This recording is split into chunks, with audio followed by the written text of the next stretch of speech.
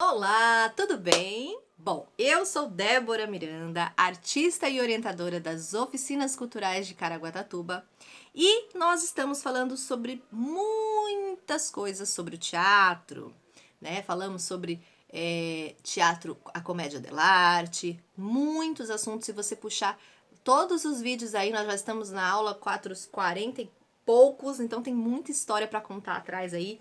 Volta, dá uma olhada nos vídeos que estão bem legais, tá bom? Nesse momento a gente está falando sobre os teatros de bonecos, que é uma técnica, aliás, que são várias técnicas, vários tipos de boneco, vários experimentos para trazer vida, né, para o boneco. E hoje o assunto é um assunto que vai falar sobre exatamente isso, trazer vida para o boneco. O que acontece? O boneco, ele depende de muitas técnicas, ele depende de manipulações específicas, ele depende de cenários, ele depende de posições de mesa, de vários artefatos para que aquele boneco faça o seu trabalho, né? O boneco, né? Que é o ator, enfim, tem outras coisas por trás ali para trazer vida para ele. Mas todos esses aparatos não são suficientes se você não trouxer um personagem. E é aí que o manipulador ator, que precisa ser um ator, traz a vida do personagem, né? Do boneco. Por quê? Quando a gente constrói um personagem, aliás, tem um vídeo específico falando apenas da construção, das etapas da construção, do que você precisa fazer, das técnicas que você pode utilizar para chegar a uma construção segura de um personagem, tá? Depois volta, tá lá no comecinho, eu falo sobre a construção.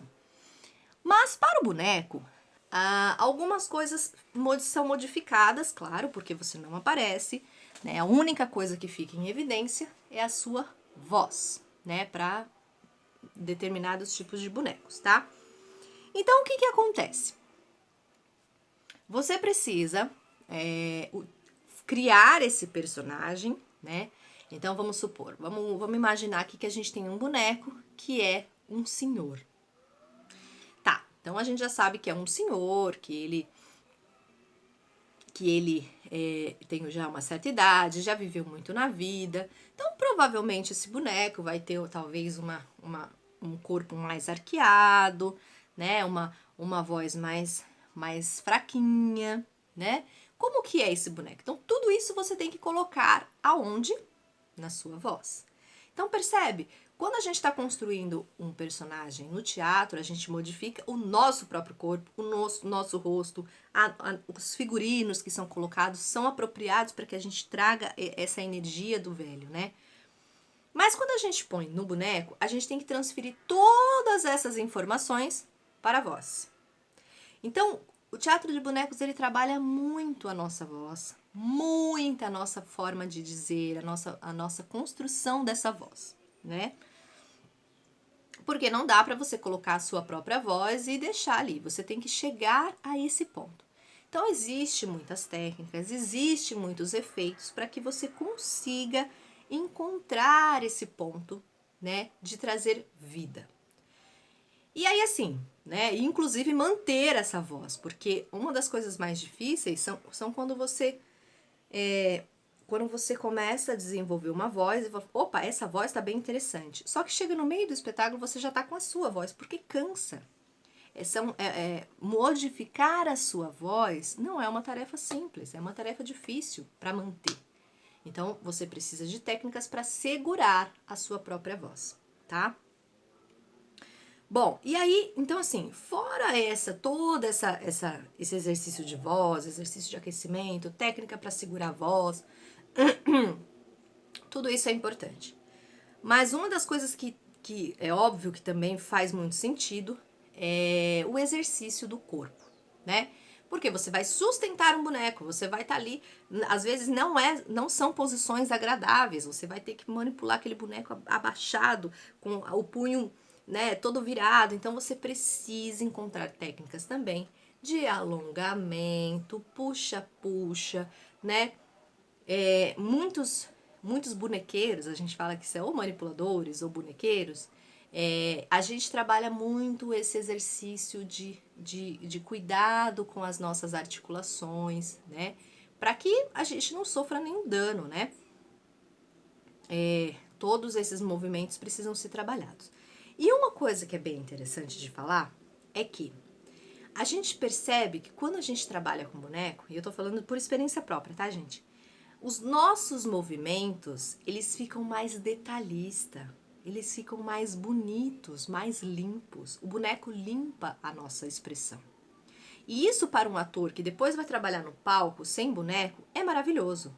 Porque você traz um corpo mais consciente, mais desenhado, mais detalhado. Então, a experiência do boneco para o ator é maravilhosa. Como eu já falei nas minhas aulas, eu costumo muito trazer boneco para essa experimentação do que é a vida do boneco, de como é o corpo, como ele se expressa. Por quê? E a gente pode até comparar com a nossa vida, né? Com o nosso próprio corpo de ator. Geralmente as pessoas, quando vão fazer teatro, elas entram no palco, né? E elas começam a fazer como se fosse na vida real. As interpretações, as entradas, a fala. Só que no teatro, no palco, como eu já falei aqui, as coisas são muito mais ampliadas, é tudo muito maior, é tudo muito mais expressivo. Porque a plateia tem que ver, ela tem que sentir, então é tudo mais expressivo, muito maior, né? E aí, quando você pega um boneco, se você deixar ele lá, falar apenas com a boca e os braços mortos assim, e a boca apenas mexendo, não tem sentido. Então, quando você faz a experiência de ter que trazer a vida com o pé, né? Como é o caminhar? Como é o caminhar? Aí você lembra que, nossa, é verdade, para caminhar eu preciso colocar o meu calcanhar primeiro, depois eu planto, coloco a parte do meio do pé, depois eu ponho a ponta. Aí depois eu tenho esse movimento de mola, olha que interessante. Por quê? Na nossa vida a gente anda meio robotizado, anda meio de lado, anda meio, né, de qualquer jeito, não percebe. E a gente começa a perceber que, olha, tem movimentos, tem uma onda contínua que faz esse movimento. E aí você percebe que o seu próprio corpo ganha uma vida diferente. Então, a experiência do boneco para o ator é uma experiência única e riquíssima para a construção da sua própria, do seu próprio corpo, né, da expressão do seu próprio corpo. Então, quando tudo voltar, ou você pode até colocar no Google, observar os movimentos, principalmente o bunraku, tá? O bunraku ele é bem detalhista nessa questão dos movimentos, porque ele tem articulação em todos os planos, igual o ser humano mesmo. Então o calcanhar ele também precisa mexer, tem o joelho, então observe, tem o quadril que também precisa mexer. Então esses são os bonecos perfeitos para observação. E se você puder, faça um curso de contação de história, um curso de boneco, para você encontrar esse processo em você, se você quer se profissionalizar como ator, porque é uma experiência única e especial, tá? Bom, e aí você vai descobrir, né, tanto a sua expressão de corpo, como também você vai descobrir expressões, você vai descobrir que o seu corpo também pode falar, né? Ele se mexe, ele se movimenta, você descobre movimentos novos, né? Entre aspas, eles são movimentos que sempre a gente fez, mas nunca observou. Mas você também observa que o nosso corpo, a nossa mão, né? Todo o nosso instrumento de trabalho expressa sentimentos. Então eu não preciso ter fala no teatro para poder trazer uma expressão. Eu posso trazer o corpo dizendo algo, né? E aí você vai descobrindo isso com mais sensibilidade, com mais gosto, com mais vontade, tá? Inclusive, né, como eu já até falei, a nossa própria mão, ela pode se transformar num boneco. A gente não precisa ter um boneco, né? Então, olha que interessante. Inclusive, se você pegar um pano qualquer, um lençol da sua casa, se você pegar esse pano, ele pode se transformar num boneco. Ele pode trazer vida. Na próxima aula eu vou trazer para vocês uma experiência com pano, tecido, só tecido, não precisa de nada, não precisa costurar, não precisa cortar, não precisa nada. E eu vou trazer essa experiência para vocês observarem como tudo ganha vida e como tudo pode fazer parte de um espetáculo de teatro de bonecos ou um espetáculo que você esteja montando. É uma experiência rica e é um momento lúdico que toda a plateia gosta e enriquece o ator. Tá bom, gente?